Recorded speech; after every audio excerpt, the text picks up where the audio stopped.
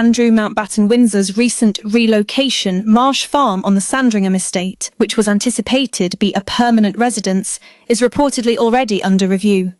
Despite significant preparations for his settlement, including the installation of new security fencing and refurbished stables, discussions are now believed to be focused on another move before the arrival of summer.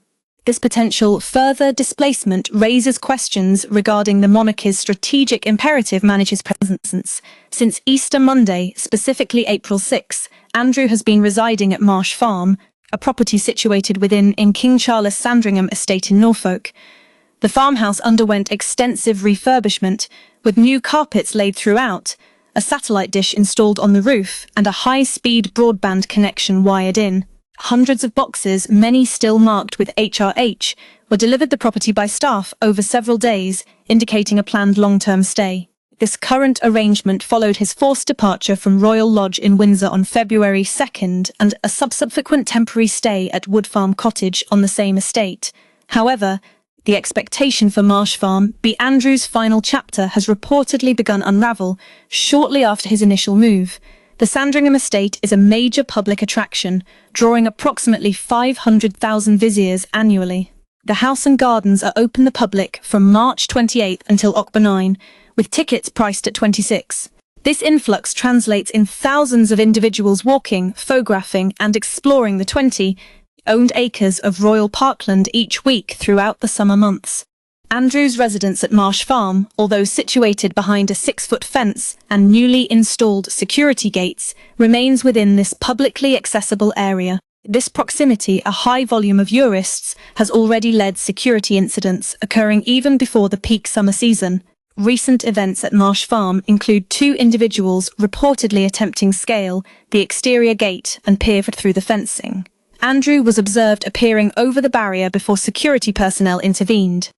In a separate incident, a group of protesters reportedly climbed the newly constructed barrier and shouted abusive remarks at Andrew during a visit to the property. These occurrences are not considered isolated by the royal household, but rather the initial wave of an anticipated pattern. As visitor numbers are expected to surge through June, July and August, the risk of further confrontations, unauthorized photography and security breaches is projected to increase significantly. Any sighting of Andrew, whether during activities such as walking his dogs or riding his horses, or simply being spotted by a tourist with a mobile phone, can generate considerable media attention. Such instances frequently become front-page news, perpetuating a narrative that the palace is reportedly keen to suppress, thus necessitating a proactive approach to his visibility. The solution reportedly being discussed involves relocating Andrew from Sandringham for the peak summer months, with Balmoral in Scotland identified as the most likely destination. This would not be an unprecedented move for Andrew. Last summer, Andrew resided at Cregorwan Lodge on the Balmoral estate with Sarah Ferguson, an arrangement that insiders characterised as a deliberate strategic placement.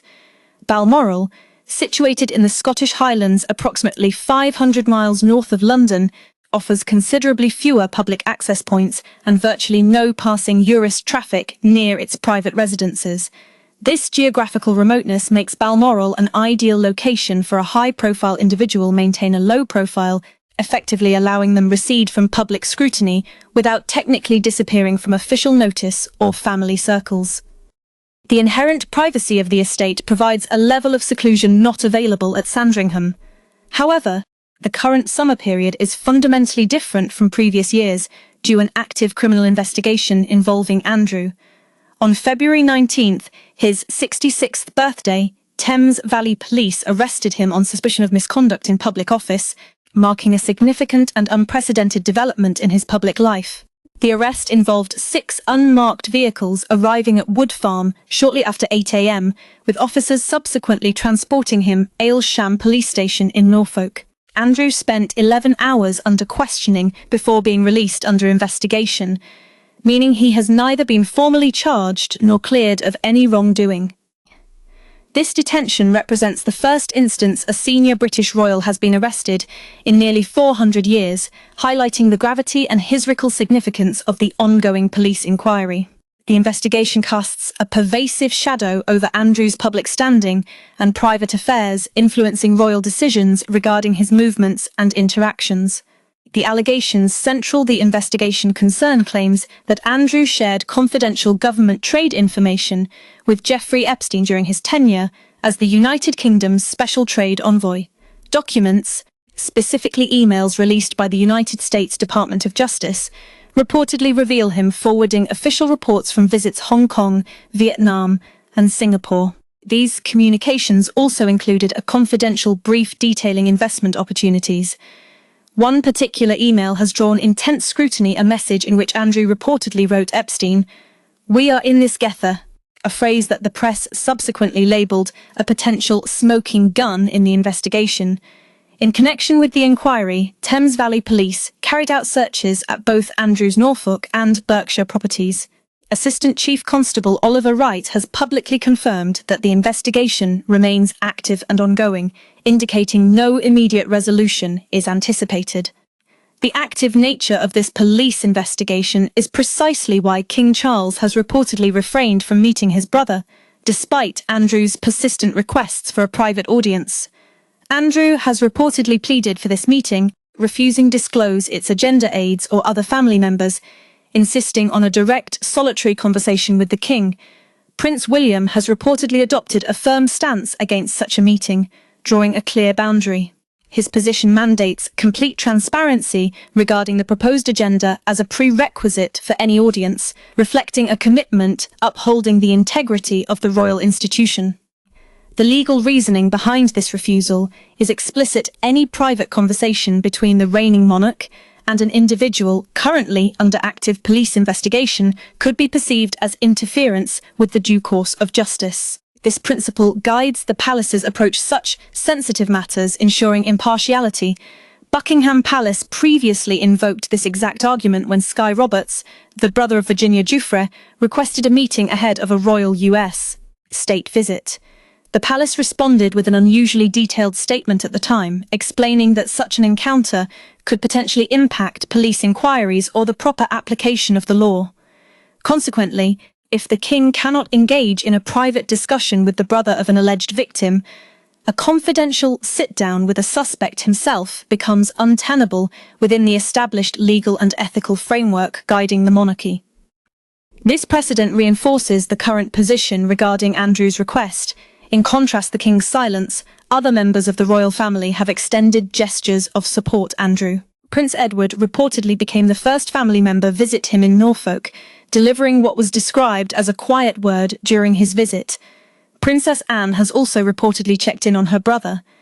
King Charles, however, has made no similar overture, and insiders indicate he has no current plans to do so. Sources close to the palace suggest that the brothers were never particularly close during their formative years, and that Charles reportedly feels a profound sense of personal betrayal regarding Andrew's associations with Jeffrey Epstein. One insider articulated the situation in unequivocal terms, stating the stark reality that the king may never engage in direct communication with Andrew again. This assessment underscores the depth of the perceived rift and the significant impact of the ongoing legal issues on familial relations. While Andrew remains in Norfolk amidst these developments, Sarah Ferguson's public presence has notably diminished. Her last recorded public appearance occurred on December 12 at her granddaughter Athena's christening, after which her whereabouts remained largely unknown for an extended period. Reports placed her in various international locations, including the UAE, the French Alps, and Ireland, at different junctures. She subsequently emerged in April at a secluded luxury ski resort in Austria, signaling a period of private retreat from public scrutiny.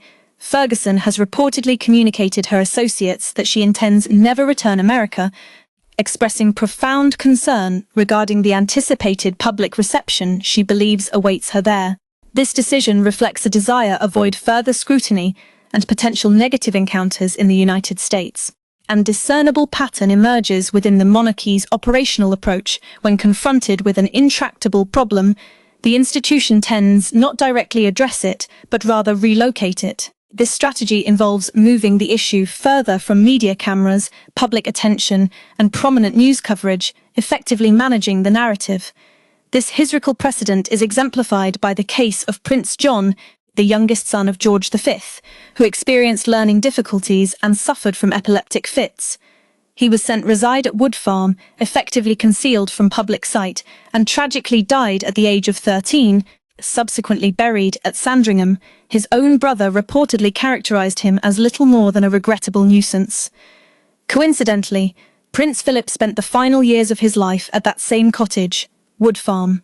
Andrew has now also passed through this residence, albeit temporarily, on his journey what is expected be an even more remote location, further illustrating this long-standing institutional practice of containment.